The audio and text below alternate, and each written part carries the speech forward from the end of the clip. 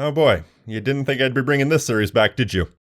Grand Theft Auto then, a true elder statesman of video games. Even if you've never picked up a controller in your life, you probably know exactly what GTA is and what it's all about. Personally, I was a bit late to the party at one point. I didn't play GTA until early 2008 when my sister brought home a copy of GTA San Andreas, and it promptly blew my mind. In fact, it kinda ruined games for me at the time because it was epic on a scale that I'd never seen before. Suddenly, I wanted every game to be like GTA. Between then and the end of high school, I went on to play pretty much every GTA game and eventually fell off with the series. Recently though, I've gone back and replayed these games and rediscovered my love for them. In my opinion, there's no reason you can't enjoy obscure, niche games as well as big franchises like this. If something's popular, chances are there's a good reason for it after all. All told, I think the 6th gen mainline trilogy is easily the highlight of the series. You have the primitive but endearing Grand Theft Auto 3, the garish and ambitious Grand Theft Auto Vice City, and Grand Theft Auto San Andreas, which is the greatest work of fiction this side of the Count of Monte Cristo.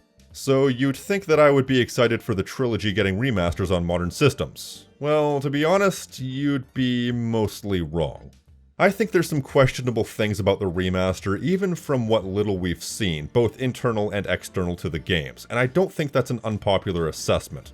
So first of all, I just want to say that I appreciate that this isn't just some zero-effort remaster. It would have been very easy for them just to slap a cheap upscale on this and charge $60. Probably would have sold just as well too, but they decided to actually put in some honest-to-God work. Granted, it's a little bit of a mixed bag and we'll get into that, but right off the bat, I will say that I really like the water and lighting effects. I know there are some people out there who were disappointed that this wasn't a full-tilt remake of the 3 games to make them look and play like GTA 5. I'm not bothered though, because it's one of those what did you expect sort of situations. That would have taken years and hundreds of millions of dollars. In theory, the fact that they decided to put any effort in whatsoever is admirable. The operative phrase in that sentence, however, is in theory, because this is where the caveats begin. I appreciate that real effort was clearly put in. Problem is, I feel like the effort was somewhat misplaced, or maybe placed inconsistently.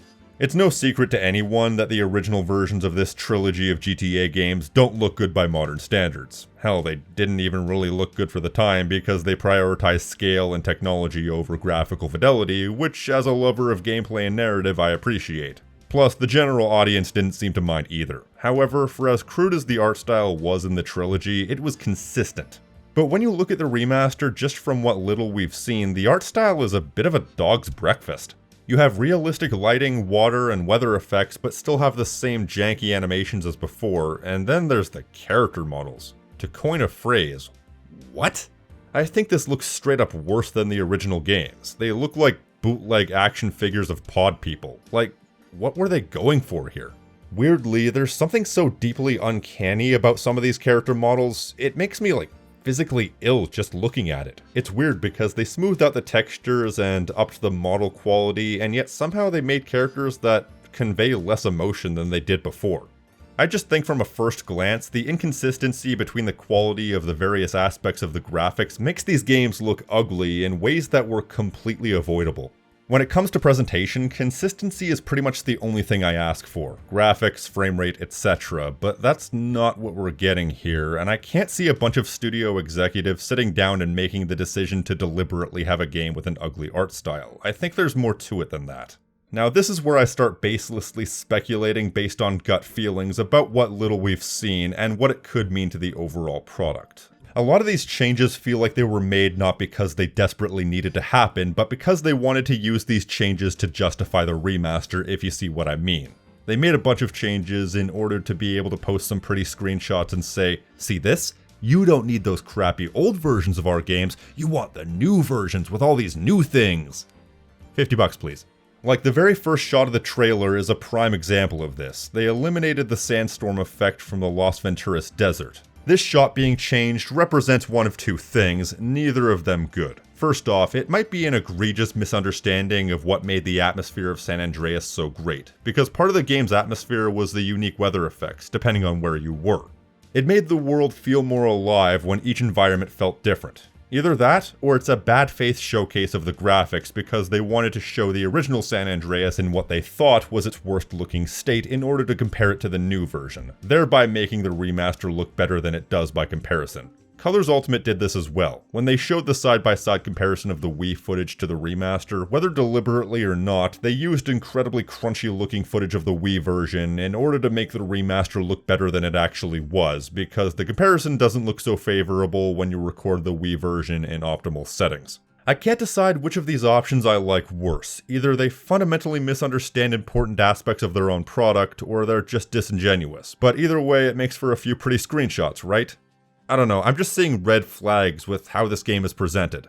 I don't know how this game is going to play other than the nebulous statement that they're going to make the controls similar to GTA 5, which I guess makes sense. You want to update the controls to the modern standards, and GTA 3 is especially primitive in its controls. But given the fact that they've shown us almost no gameplay whatsoever this close to launch is never a good sign if you ask me. Hell, the fact that it was announced so close to release is nothing more than a big red flag to me. The less that gets shown of a game before release, the more I question what they're not showing us. That's just a visceral reaction I have because I've seen all the broken, half-baked games that have been released over the years, and I've learned to see the signs. As of right now, what they haven't shown us makes me suspicious, but ultimately there's no way to gauge what the gameplay is going to be like. I hope to God that the gameplay is improved enough to justify this whole package, because if the graphical fidelity is already arguably worse than the originals, there's a possibility that arguably worse than the originals might become a statement for the entire game if the parts of the game that we haven't been shown aren't demonstrably better. You know what I mean? We haven't even seen the gameplay, and there's already aspects of the game that are arguably worse than the originals, so now the aspects we haven't seen need to compensate for the aspects we have seen, otherwise there's going to be the argument that the remasters are worse than the originals. And as I've said in the past, if you're remastering something, there shouldn't be an argument as to whether or not the originals are better. The remaster should by default be the better version. And if that's not the case, then I question what's even the point of remastering these games if you can't or don't intend on improving over what we already had, especially when, up until recently, these games were still widely available. More on that in a minute. It's especially suspicious when you consider that the digital versions are coming out almost a month before the physical versions. I genuinely can't think of any good reason why that would be the case. Are they trying to mess with retailers? Is this game so rushed that they didn't even have time to manufacture the physical versions before release? If that would be possible, I don't know. Are they hoping to get an updated, finished version on disc for the physical versions? I don't know. Is this another massive red flag to anybody else but me? And of course, there are other factors you have to consider as well. They've already had licensing issues with these games, forcing them to remove certain songs via updates in the past, so who knows what we could end up with as far as licensing. It's a small problem, but the soundtracks are iconic, and even the smallest issues make the remaster demonstrably worse than a modded version of the original games. You see, I think this game's gonna be fine as far as gameplay is concerned. I just have this sinking feeling in my gut that Rockstar Games has absolutely no respect for their own history or their audience. If you ask me, it's not hard to believe that to be true given the recent history of Rockstar Games, and more importantly their publishers Take-Two Interactive. Rockstar Games used to be one of the better developers out there. Up until the early 2010s, they were releasing games pretty much yearly, and while they varied in quality, their games were always large scale and had the feeling of being made with a vision behind them. Manhunt 2 was mediocre, but it felt like that game was somebody's baby. But as I've previously stated, Rockstar Games have become a victim of their own success ever since GTA 5 came out. They've been able to coast on the success of that game to the point that they really don't need to try anymore. They've become complacent, money-grubbing assholes. Of course, every company exists to make money, but for a time, Rockstar managed to strike a balance between making money and having an artistic vision. Not anymore if their recent history is anything to go by, and I can't say for sure if that's to do with the publisher or Rockstar Games themselves, but I tend to blame the publishers in these cases. That's usually the go-to safe bet. Usually developers are the ones with the artistic vision, where the publishers are the ones that usually stifle it. Either way, the effect's still the same. I already mentioned mods, so you might ask, well, graphics mods have existed for these games for years, can't we just use those? Yes, you could just mod the original versions to make them look better than this, except you can't now, can you? This is the big sticking point for me. In preparation for the remasters coming out, Rockstar Games and Take-Two Interactive pulled the original versions of these games from all digital storefronts, meaning that if you want to play these games legally, this is now the only way to do so, regardless of how you feel about it or how it turns out in the end. And that really irks me for a number of reasons. It's revisionist history for a start. Now there's no legal way to see these games as they were originally intended. Doesn't it show a lack of faith in your own product that you have to force people to buy the new version over the old version? Shouldn't the remaster by default be the better way to play these games? And besides, wouldn't the target audience for a remaster of these games be the people who have already played them or possibly already owned them? It's kind of like how Gabe Newell once said that pirates are only dissatisfied customers. If you make a better alternative, people will buy that and you wouldn't have to pull this revisionist history BS. And I feel bad for the mod community more than anything, because now, short of piracy, all those mods that people spent hundreds upon hundreds of hours on are worthless. So it shows me that they have absolutely no respect for their own community, but they don't need any help showing me that these days, what with all the fan projects that they've been shutting down.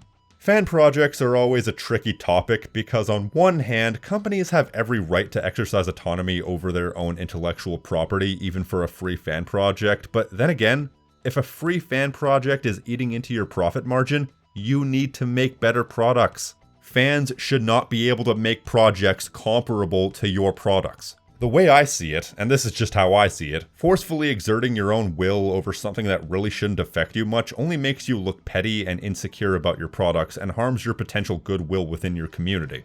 Here's the everybody wins scenario, okay? If you don't want the original versions available in case they eat into the sales of the definitive version, why not on platforms like Steam and whatnot, just bundle the original games with the definitive version? It would cost you literally no extra money, and bonus, you don't have to sacrifice your goodwill, kneecap the established community, or encourage piracy this way. Plus, it might show people that you care about the medium in that you want to preserve your own history rather than stifle it for the sake of the ever-opportunistic buck. To summarize, my main issue with Grand Theft Auto, the Trilogy, the remaster, other than that title, is that it looks ugly and inconsistent, and they've basically thrown the middle finger to the community, the fans of the original game, and anybody who might ever want to try these games as they were originally intended. Rockstar Games now is very much not the same Rockstar Games that made the Trilogy originally, and I fear what that could mean to these rather excellent games. I'm sure it'll probably be fine, but I also really just think this entire situation screams complacency and contempt. I'm not saying these games will definitely totally suck, I just urge you to keep your expectations in check and keep in mind that Take-Two Interactive and Rockstar Games don't care if you live or die. They just want your money by any means necessary. I'm the King of Snark Style on Tactical Bacon Productions. Thank you, fuck you, bye.